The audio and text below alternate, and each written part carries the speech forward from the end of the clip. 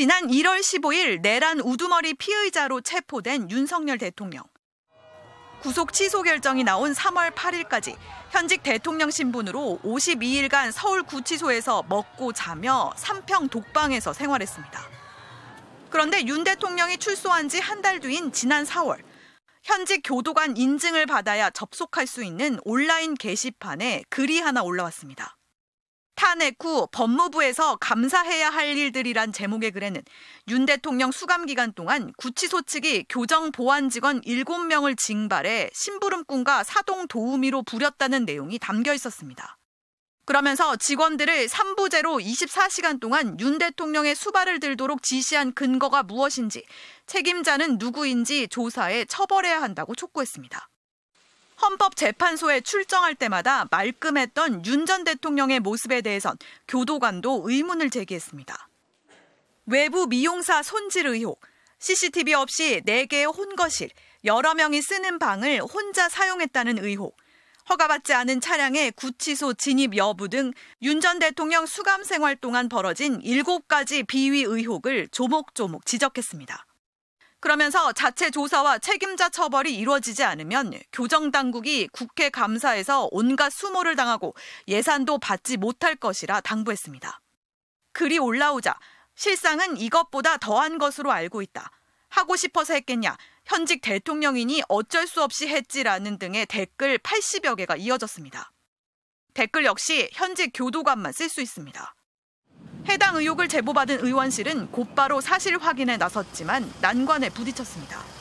실제 교정 보안 직원 7명이 윤 전 대통령 전담으로 편성된 사실은 확인됐는데 52일간 이들의 근무 일지가 단 하루도 작성되지 않았던 겁니다. 교도관들이 윤석열 전 대통령을 위해 편지를 배달하고 물을 떠다주는 등의 수발을 들었다는 제보가 있는데 근무 일지가 없어서 이 사실을 확인할 수 없는 상황입니다. 교도관 7명으로 구성된 서울구치소 윤석열 전담팀은 가장 고참한 명을 팀장으로 두고 나머지 6명은 2명씩 3교대로 편성했습니다. 이명박 박근혜 전 대통령이 수감됐을 당시에도 교정당국은 전담팀을 운영했습니다. 그런데 그때와 큰 차이점이 있습니다.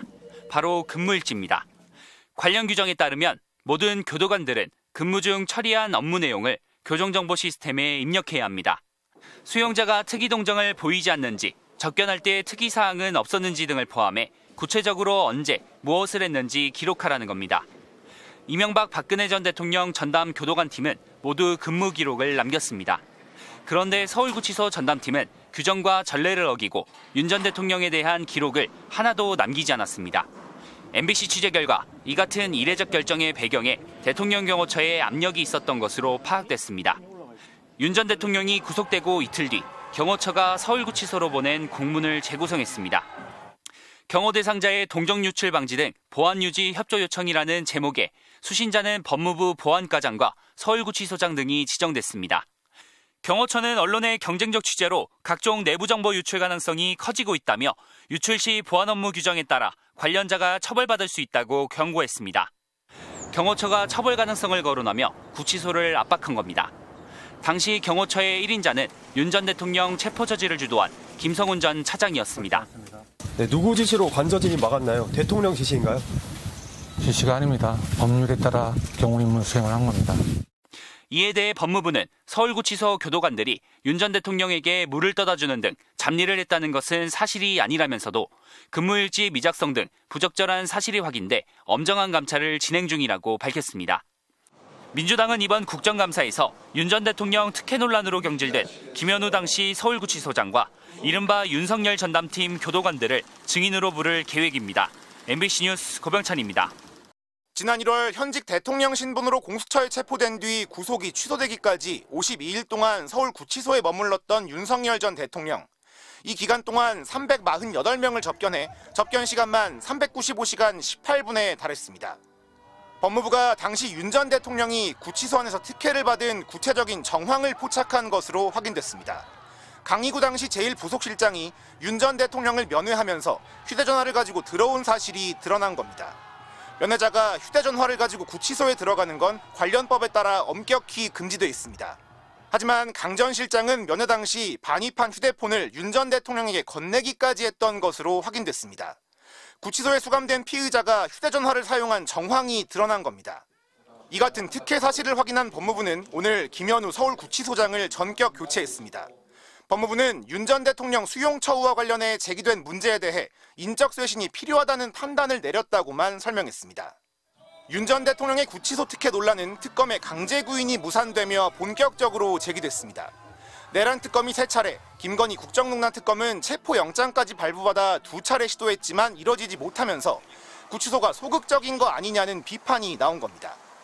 이후 법무부는 내부적으로 조사에 착수해 1차 구속 당시 특혜가 있었던 정황을 여러 건 포착해 사실관계를 확인해왔습니다. 다만 재구속된 이후로는 구치소 안에서 특별 대우는 없었다고 결론 내린 것으로 전해졌습니다. 법무부는 여기에 더해 윤 전 대통령의 접견도 일반 수용자와 같은 공간에서 이루어지도록 조치했습니다. 그동안 서울구치소는 수용자 안전관리를 이유로 동선을 분리하기 위해 윤 전 대통령에게만 별도의 접견 공간을 제공해왔습니다. MBC 뉴스 이준범입니다. 자신의 탄핵 심판에 출석한 윤석열 대통령. 서울구치소에서 머물다 헌법재판소로 왔는데 머리가 단정하게 정돈되어 있습니다. 흰 머리가 부쩍는 김용현 전 장관과는 다른 모습입니다. 윤 대통령의 모습은 비상계엄 선포 당시, 이후 대국민 담화 등 구치소 수용 전과 비교해 큰 차이가 없습니다.